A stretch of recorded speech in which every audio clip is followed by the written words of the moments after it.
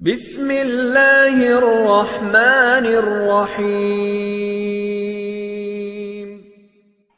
MNS information کے پیارے دوستو، السلام علیکم ورحمۃ اللہ وبرکاتہ۔ امید ہے آپ خیریت سے ہوں گے۔ اللہ تعالیٰ آپ کو سلامت رکھے۔ تمام تعریفیں اس اللہ جل جلالہ کے لیے ہیں جو دونوں جہانوں کا پالنے والا ہے۔ درود و سلام ہو جناب محمد صلی اللہ تعالی علیہ وسلم پر، ان کی آل اولاد پر، صحابہ کرام پر، تمام کے تمام پر۔ قرآن و حدیث سے ثابت شدہ وظائف میں سے آج ایک وظیفہ جو حدیث مبارکہ میں آیا ہے آپ کے سامنے لے کر حاضر ہوا ہوں۔ کوئی آدمی تھکن اور تھکاوٹ کا بیمار ہو، یا ہر وقت تھکا تھکا رہتا ہو، یا جس دن بہت کام کرے تھک جائے، تو اس کی تھکاوٹ کو ہٹانے کا علاج جناب نبی کریم سرور دو عالم صلی اللہ علیہ وسلم نے ارشاد فرمایا۔ صحیح مسلم اور صحیح بخاری دونوں کے اندر یہ روایت موجود ہے۔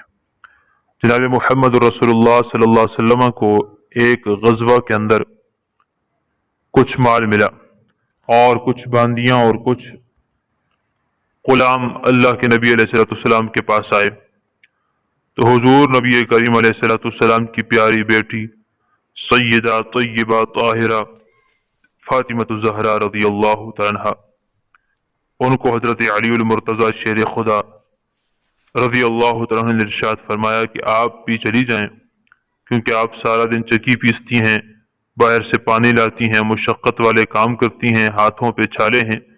نبی کریم علیہ السلام سے آپ بھی فرما دیں کہ مجھے بھی کوئی ایک باندی عطا فرما دیجیے تاکہ میرے لیے آسانی ہو۔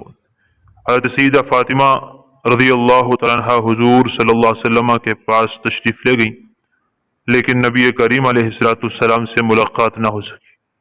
حضرت فاطمہ الزہرا رضی اللہ تعالیٰ عنہ نے حضرت سیدہ طیبہ طاہرہ امی عائشہ صدیقہ رضی اللہ تعالی عنہ کو اپنا مسئلہ بیان کیا، اور کہا کہ بابا جان سے آپ یہ ارشاد فرما دیجئے گا، اور کہہ کر واپس آ گئی۔ جب نبی کریم صلی اللہ علیہ وسلم گھر کو تشریف لائے، حضرت سیدہ طیبہ طاہرہ عائشہ رضی اللہ تعالی عنہ نے جناب محمد مصطفیٰ صلی اللہ علیہ وسلم کو یہ واقعہ بیان کیا۔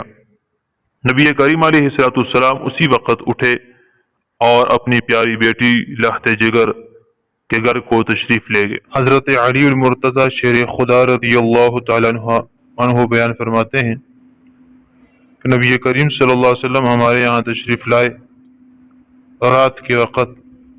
ہم اس وقت اپنے بستروں پر لیٹ چکے تھے۔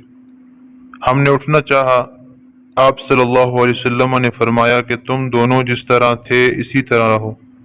پھر نبی کریم صلی اللہ علیہ وسلم میرے اور فاطمہ کے درمیان بیٹھ گئے۔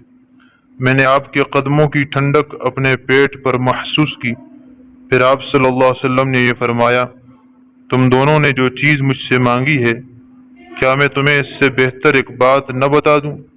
جب تم رات کے وقت اپنے بستر پر لیٹ جاؤ تو 33 مرتبہ سبحان اللہ، 33 مرتبہ الحمدللہ اور 34 مرتبہ اللہ اکبر پڑھ لیا کرو۔ یہ تمہارے لیے لونڈی غلام سے بہتر ہے۔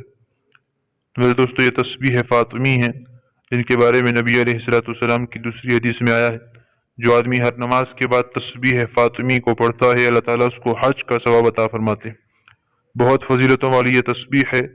بس جو آدمی تھکا ہوا ہو تو چاہیے کہ رات کو سوتے وقت یہ تسبیح ضرور پڑھے، اور ہر نماز کے بعد پڑھنے کا معمول بنا لیں۔ انشاءاللہ جسم سے تھکاوٹ اور بیماریاں روحانی جسمانی تمام ختم ہو جائیں گی۔